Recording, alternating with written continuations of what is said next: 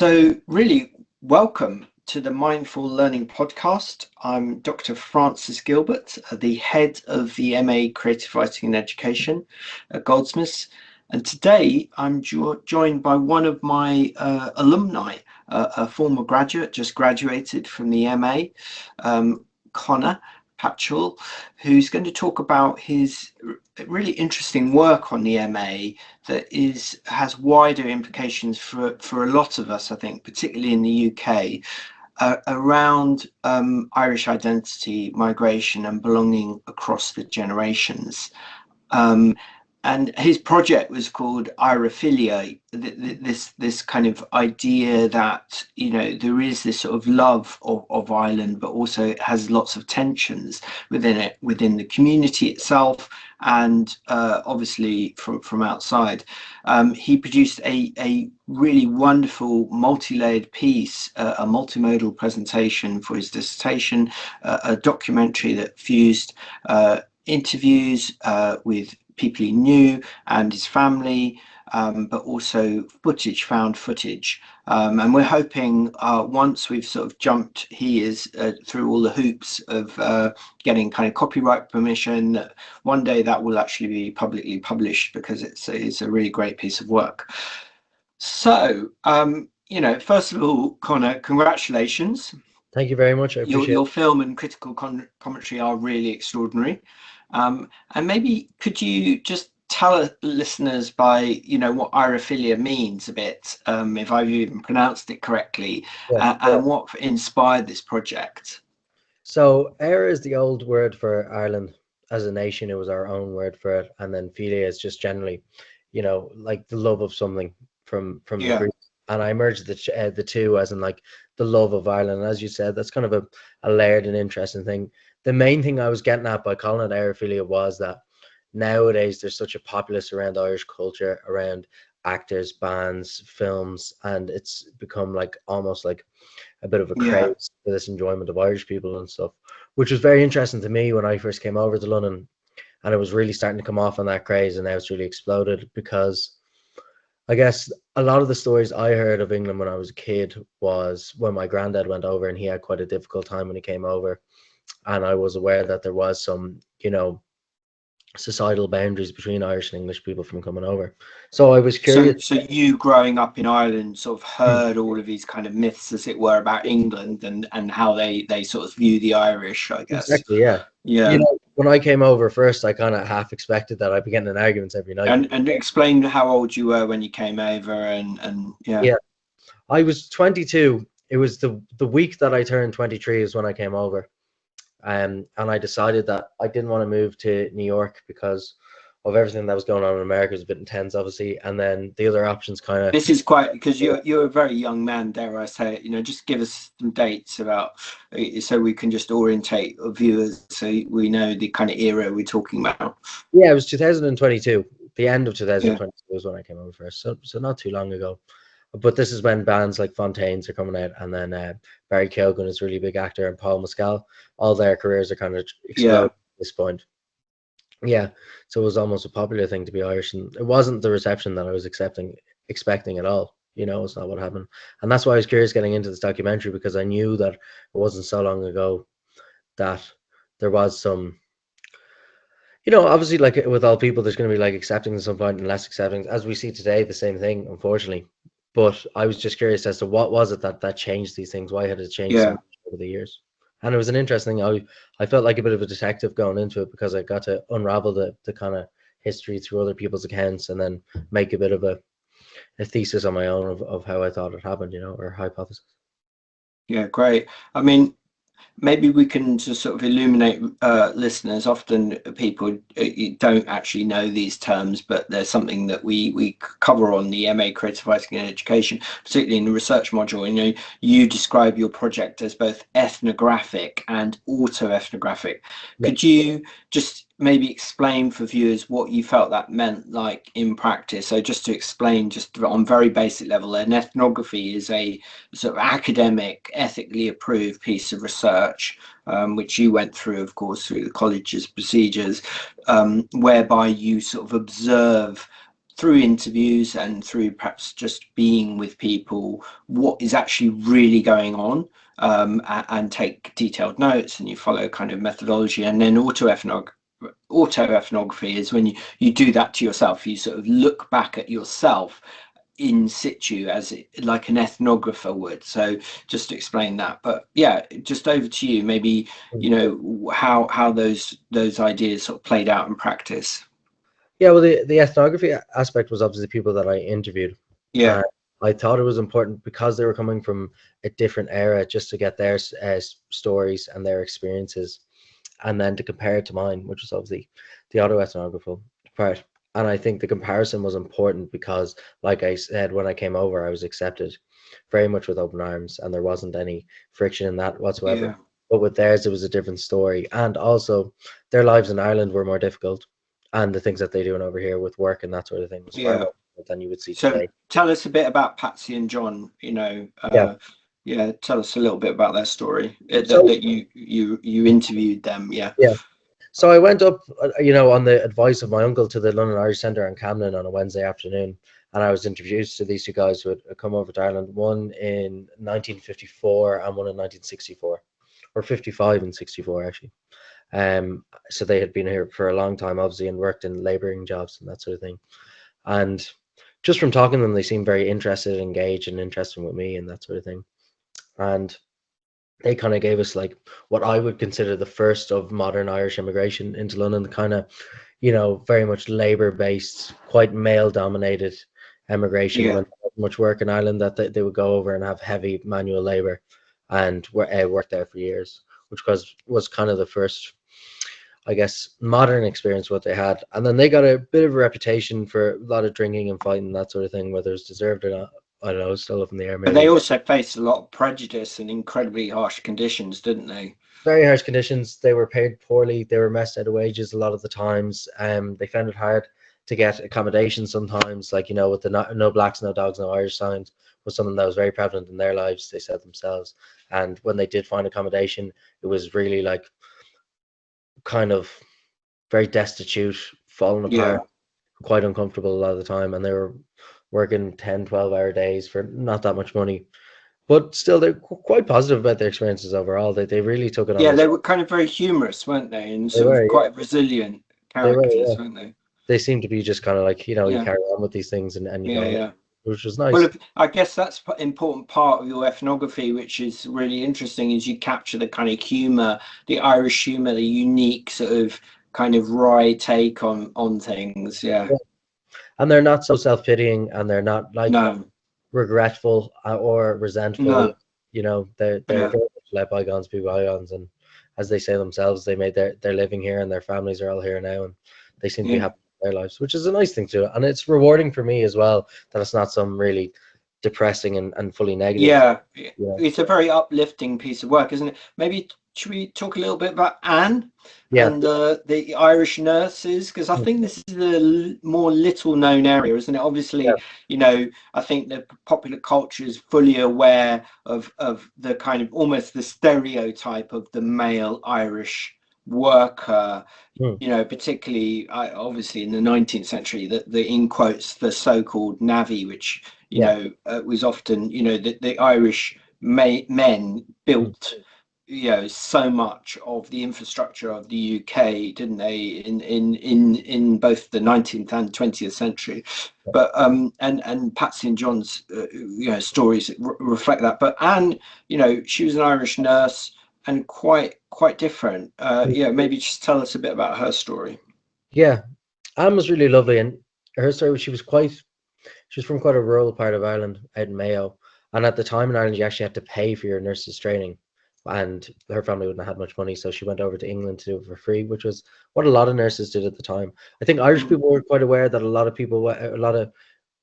females went over to become nurses, and that was kind of like their chosen trade. yeah, It was less recognized here because obviously the emigration was huge. Like, it was kind of a big case for a while that in small towns and counties in Ireland there wouldn't be a lot of women left around because the men would tend the farms and the women would yeah, go to England or America to become nurses, which is true for my own family and lineage as well. But she went over later on in '67, so she came from quite a rural part in Ireland. Like she hadn't had a telephone for that long, and she'd only been to Dublin a couple of times, so she was really not exposed to this Yeah. metropolitan life. So it was a very much of an extreme jump, like hard to consider these days such an extreme Yeah. because of a lack of media and that sort of thing that she would have consumed.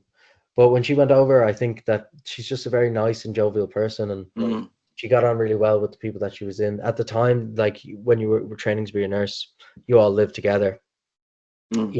and were trained together like that. And I think she enjoyed that aspect of it as well. And I think in some ways she was quite successful in her life as well. She Yeah. got married, she had kids, and I think she's very happy. She went up to Sheffield. She was very happy with her life as well, and I think she really enjoyed being a nurse and did quite well out of that too. Although she faced quite a few professional and gender challenges, didn't she? Because quite a lot of sexism and stuff Yeah, she had to encounter. Yeah. yeah, very much so. And even like outside of the interviews that she told me personally, like that she found quite hard. Like she found the surgeons, because obviously the surgeons I think would have been a completely male dominated Yeah, and profession. very upper class English people Yeah, typically. Yeah. exactly. Kind of, and they mocked her, be it her accent, or they're kind of treated her as this little Irish girl and were quite dismissive of her and stuff. Mm. Um, but she was well able to hold her own as well. She was telling me if they ever cursed on her ward, she said that there was to be no cursing on the ward, and she would hold up that way. She'd like to hold up her things, and Mm. she was very good at her job, as I think as well. It was a real vocation for her, and I think she was very Yeah. talented at it. And she still was strict on nursing procedures right until her retirement as well. So it was difficult for her. She had also an interesting view, because again, when she brought up the No Blacks, No Dogs, No Irish, when she went into London to see like shows when she had occasional money because she didn't get Yeah. paid either, she would see these signs, and she really had this aspect of, it was very sad at the time, but you just have to move on with these things and kind of not let Mm. it not let it bring you down. Similar to Yeah. Patsy, which was not what I was thinking was going to be their, reaction to these things when I brought into Yeah. this project. I thought maybe they would be resentful, maybe they would look at the injustice of it, and instead they were like, unfortunately, it was just a thing of the time. Yeah. They were moving on, and I appreciate that. I thought that was quite brave of them. Yeah. Yeah. Yeah. Should we talk a little bit about Vincent? He came later, didn't he? He talked Yes. about a very different island, isn't it? He's much more, in quotes, educated, Yeah, kind of global, but really in a way quite tortured, sort of wrestling with these questions of belonging and who was he? Because I think there is still a kind of strong Irish diaspora yeah. happening, isn't there? Yeah, So Vincent was the only one who actually moved home. Interestingly enough, he's yeah, extremely articulate person, obviously, and very intelligent. So I was very glad to have him, and his views on not just his own experience, but the overall time and the effects of the time, especially when it came into the IRA and anti-Irish mm, sentiment, were so interesting. I thought, and he spoke so well. Um, he was living, yeah, a very different Ireland, because free education was brought in '57, I think. So, for example, yeah, John wouldn't have. Not only was he not of a young enough age to enjoy that, he yeah, had already been in England 2 years, and then Patsy, because this is secondary level, Patsy had already left school at that yeah, point. You know, so he had his schooling all the way up, which is not a lot of other people enjoyed. He left Ireland at that point, was extremely poor and had very high unemployment rates, I think 25% or more. mm, So he left kind of because he had to just to realistically get a job. yeah, And then when he came over, obviously he had a lot of barriers for coming over. Some of the interesting ones was when he was working in Scotland Yard and he was abused by the police and called Paddy and that sort of thing, which I thought was interesting because obviously, at the time it would have been more of a racist force, but also interesting to view it in such an anti-Irish sentiment that they were so much picking on him. I thought that was interesting. Very far yeah. from what happened today as well. And then also another very interesting thing I thought was when there was large scale bombings committed by the IRA, that the IRA And we're and the talking about the 1980s here, aren't we? Yeah, 1980s, yeah, yeah, it would rise, which was interesting to me because I remember recently enough reading kind of a piece. It was during the masters actually about a young lady student who was studying kind of anti-Muslim feeling post 9/11 actually in the UK. Like obviously it's a big thing in America, but yeah. in the UK as well.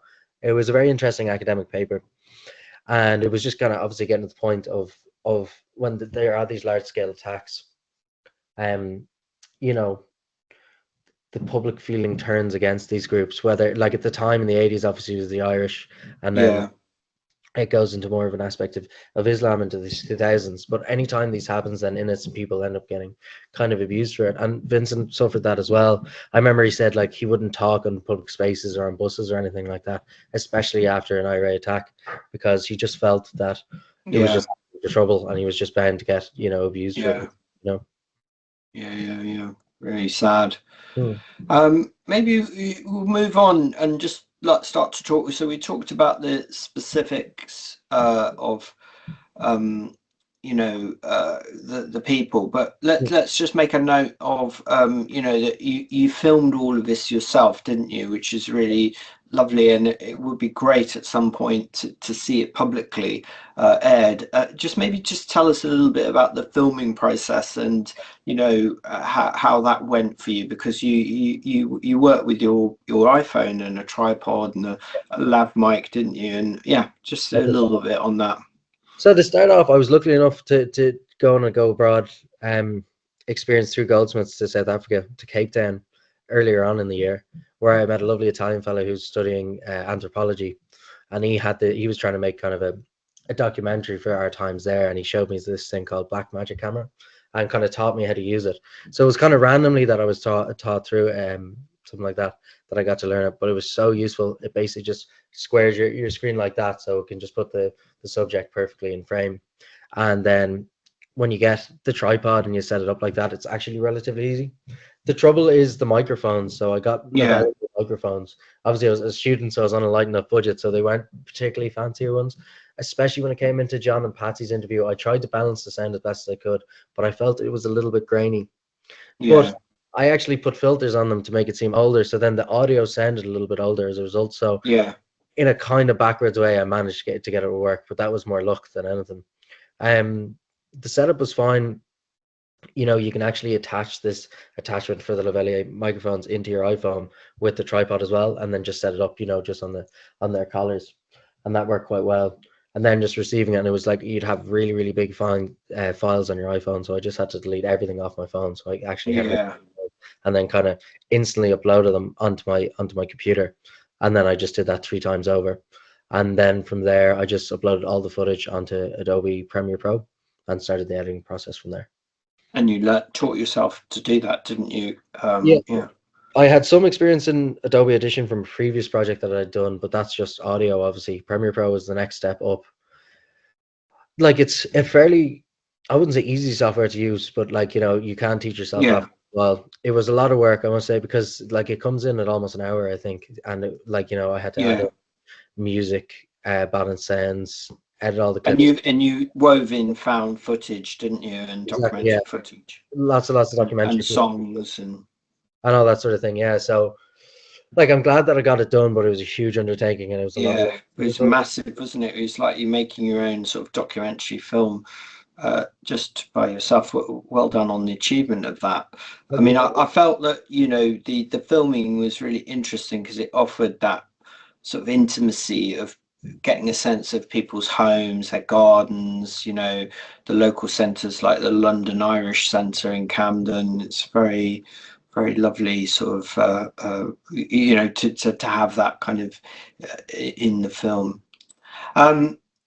The themes, let's look at some of the themes. So, you know, memory, belonging and representation perhaps are the key themes of what you unfold. And I thought one of the things that was most striking is how the film navigates changing representations of Irishness. So, you know, from discrimination and stereotypes to admiration and to even what you call fetishization, if I can even say it right. You know, maybe just have a little, say a bit about that.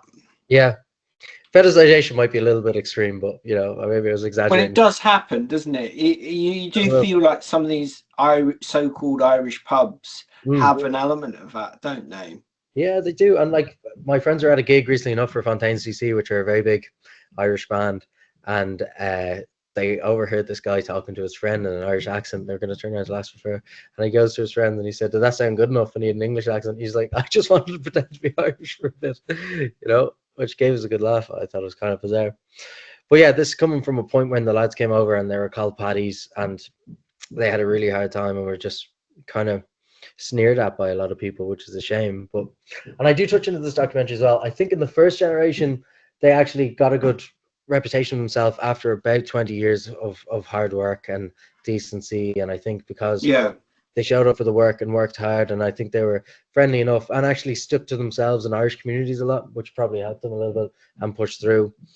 And then after they were around for a while, the IRA bombing campaigns kind of started to amp up, especially in '78 with Mountbatten being killed, which Patsy talks about in the documentary, that he goes into a pub and no one will talk about himself. So it's kind of like, two yeah, steps forward, one step back. They start to earn themselves a good reputation and then it comes back. Similar for Anne, and then Moso and for Vincent, because they've passed by this kind of manual labor force. They're becoming more an educated force. They're, I think they're getting into more better jobs, like, in banking and marketing and that sort of thing. Like Vincent worked in advertising for a few years, and he's getting on with his yeah, co-workers. He's getting on well with people in the streets. He's seen as like a respectable person. And then there's something like the Harrods bombing, which killed 6 innocent yeah, people. And then again, the like kind of public opinion against them goes out. Like if you were to admit the troubles in the north of Ireland and the IRA, like I think they probably would have been on a quicker path to an easier life over there. But I think it was kind of it's certainly an accidental or a non-intentional aspect of the IRA bombings, was that it actually made life for Irish people over there at the time quite difficult. yeah. Because I mean, not to put too fine a point on it, England, the so-called United Kingdom, was at war with Hmm. the Irish Catholic Irish community within Ireland, wasn't it? And so it's very awkward on some levels, isn't it? Hmm.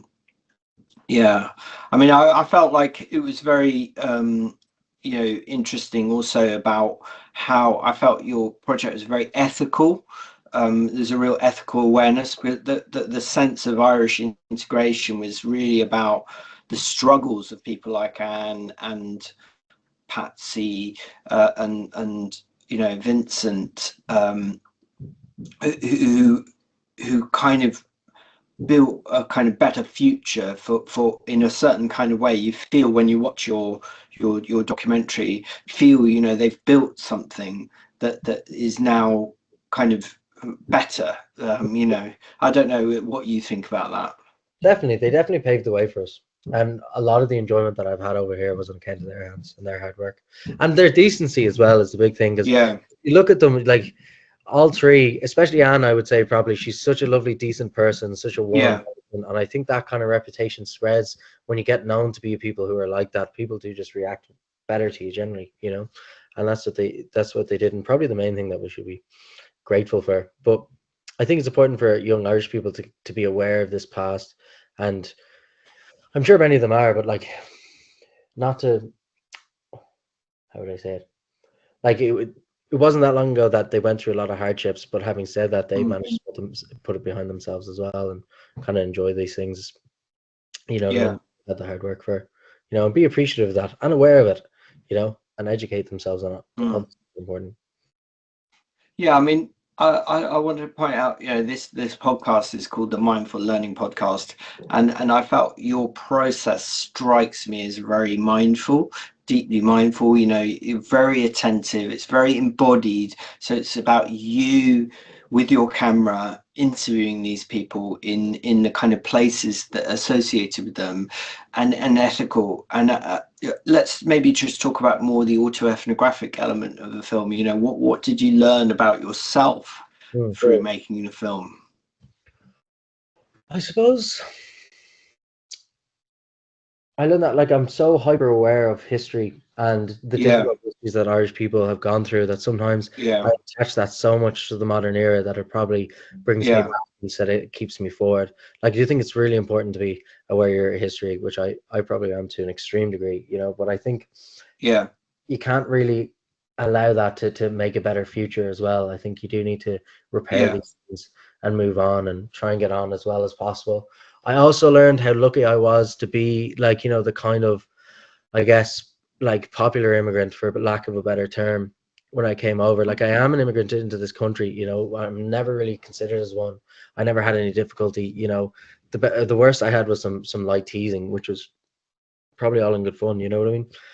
In comparison to, like, you know, the difficulties that immigrants from other places around the world and asylum seekers face now, you know what I mean? With huge demonstrations in London not so long ago, you know, and kind of a general feel of dislike of immigration again, you know what I mean? And I knew, like, I don't know, I was looking upon myself, I was looking at my situation, thinking how lucky I was to get to have this kind of easy pass on immigration, and also how kind of sad or shameful it is that this is just the next wave that is happening. You know, these are the same things that John and Patsy are experienced in the 50s and 60s respectively, you know, 70 years ago in some cases. So I just felt, I don't know, if you're looking on a societal lens, that it's just, it's a little bit sad that this is still going, you know. And your man, what's his name, is Tony Robinson? Is that Tony Robinson? You know what, the racist guy. Tommy Robinson. Thomas Robinson, apology. Yeah, his mother is Irish as well, which is a strange thing to look into. And I was like, I don't know what, like, you know, obviously what happened in his home life and that sort of thing. But if his mother is Irish and an immigrant, and we have this shared past and stuff, obviously no one has made him aware of it. You know what I mean? He has some things in his family heritage, which he's obviously choosing to ignore. And I think that's just such a shameful thing that, even obviously, if you don't have family members that have gone to that, you shouldn't be acting like that. But over it as well, if you have something that close to yourself personally, you know. I mean, I thought, like, also it's worth pointing out that you did have real setbacks with this project, didn't you? You know, equipment issues, administrative hiccups, time pressure, you know, being locked out of your Adobe account 2 days before submission. Just really, but something that you stayed mindful and got it done. Any thoughts on that? Yeah, well, it all started. I actually broke my finger during the summer, kind of, which was the first of things that kind of set me off. Actually made it difficult to type, and I was in a fair amount of pain, so that's slowed me down a bit as well. So I managed to get an EC on that, but because I was using Adobe Audition and all the things I had were on Adobe Audition, there was a system gap within the software, and then it actually locked me out of it with a few days to go, and I just had to chase down multiple different you know, parts of the college to try and get this done eventually. So it was due on Tuesday at 12, and at Monday at 1 it got unlocked, and I still had a fair amount of work to do. So I just stayed in the library upstairs in Goldsmiths, and I just worked for about 12 or 14 hours straight then to get it all done. But that's actually what the final project was, which was kind of nice, you know, even though, like, it was kind of rushed towards the end, it still turned out fine. Like, I remember the last thing I did was getting the credits together, and I was like so tired, but I was like, I just really wanted to finish off on a professional note, and I thought the credits were nice, and got to thank all the people who were part of it as well. So I gave myself that extra half an hour or so and got them sorted.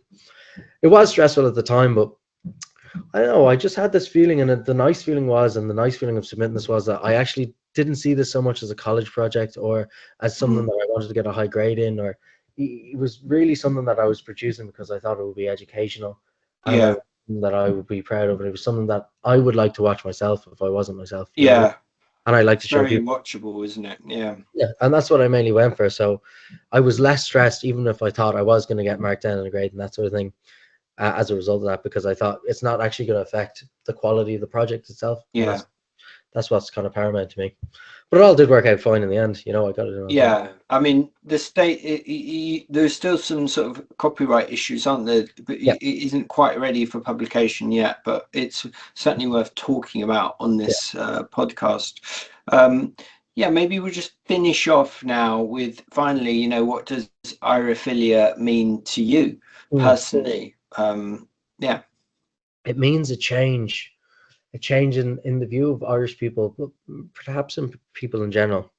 When you go to a new country for a long time, it's the things that you leave behind in Ireland, bring to somewhere like London or England, and the things that you learn as well, and how it changes. And then it's an aspect that changes over 60, 70 years, you know.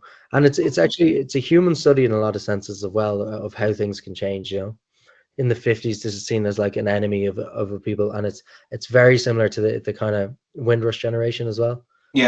Like if I was going to follow up this project with a sequel, it would be on the Windrush generation and the difficulties because a lot of them were kind of side by side. Yeah. For a thing that's seen as quite popular and you know, Yeah. cool and stuff now, it's similar in that regard. So it's just how in the space of 70 years the view of one people has completely changed, has completely, you know, become something else entirely. And you know, it is a good thing overall, you know, but it's the main crux of the project is that it is on the shoulders of Vincent and John and Pat. Yeah, and Anne, of course. Yeah, sort of like where next for you, you know, in terms of you know, your artistic projects, your professional ones, anything to say? Yeah, at the moment I'm back in Ireland and I'm writing. I'm writing a few different projects that I'm hoping to get published at some point. Yeah. And I'm looking for jobs as well. I just thought now would be a good time to take out after the masters to take a sabbatical just to focus on writing and then get back into it. I love education as well. The great thing about our masters was creative writing and education, which I think is such a nice mix of the two. So like professionally, I'd love to get into education, and that's kind of what I'm maybe a PhD. Maybe a PhD. I'm looking around for PhDs, but I'm not sure. Maybe I'll decide in a year or so. Multimodal thing, yeah. Yeah. Well, thank you so much, Conor. We'll sign off now, and yeah, just keep looking at the blog post. If there's any updates for Conor's work for being published, you can see in the blog. So thank you.